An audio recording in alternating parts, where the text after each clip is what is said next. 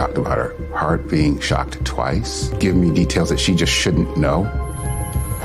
इसका एक एक्सप्लेनेशन दिया गया कि पैम को ऑपरेशन के बीच में हल्का सा होश आया और उन्होंने आसपास की चीजों को देखकर और आवाजों को सुनकर एक पिक्चर बना ली। लेकिन उनकी आंखों पर तो टेप लगी थी, दोनों कानों में स्पीकर लगे हुए थे जो हर सेकंड में 11 से 33 बार उतनी ही तेज आवाज कर रहे थे जितनी एक सबवे ट्रेन करती है। इतनी तेज आवाज में ऑपरेशन के दौरान हुई बातचीत सुनना, वो भी एक मरीज के लिए, लगभग नामुमकिन है। इसके अलावा ऑपरेशन शुरू होने तक सारे इंस्ट्रूमेंट्स पैकेट्स में रखे हुए थे, तो पैम के ऑपरेशन के लिए आते वक्त इन्हें देखने की कोई संभावना भी नहीं थी। खुद पैम का ऑपरेशन करने वाले डॉक्टर रॉबर्ट स्पेट्सलर ने 2007 में एक इंटरव्यू में बताया कि उन्हें नहीं समझ आता कि पैम ने ऑपरेशन के दौरान की बातें कैसे बताई। साइंटिफिक नजरिए से उनके पास इसका कोई एक्सप्लेनेशन नहीं है। यहाँ सही में कुछ ऐसी मिस्ट्रीज हैं दोस्तों जिनका जवाब हमारे पास नहीं है। साइंटिस्ट ने आफ्टर लाइफ को कंक्लूसिवली प्रूव करने के लिए एक और स्टडी करी थी। डॉक्टर सैम पार्निया ने अवेयर नाम की स्टडी करी। इसका डिजाइन सिंपल था। हॉस्पिटल्स के उन इलाकों में जहां कार्डियक अरेस्ट सबसे ज्यादा होते हैं, छत के पास ऊंची शेल्फ्स लगाई गई और हर शेल्फ के ऊपर एक इमेज रखी गई जो सिर्फ ऊपर से यानी छत की तरफ से नीचे देखने पर ही दिख सकती थी। कई हॉस्पिटल्स में ऐसे लगभग 1000 शेल्फ्स लगाई गई। लॉजिक साफ था, अगर नियर डेथ एक्सपीरियंस के दौरान लोग सच में छत के पास अपना शरीर देखते हैं तो किसी न किसी को कोई ये इमेज भी दिखेगी। लेकिन अगर ये विजन सिर्फ दिमाग में ही आ रहे हैं तो वो इस इमेज के बारे में नहीं बता पाएंगे। 4 सालों में अमेरिका, यूके और ऑस्ट्रिया के 15 हॉस्पिटल्स में कार्डियक अरेस्ट से जुड़े 2000 से ज्यादा लोगों पर यह स्टडी की गई, जिनमें से 101 मरीजों ने इंटरव्यूज के सारे स्टेजेस पूरे किए। इन 101 में से 9 ने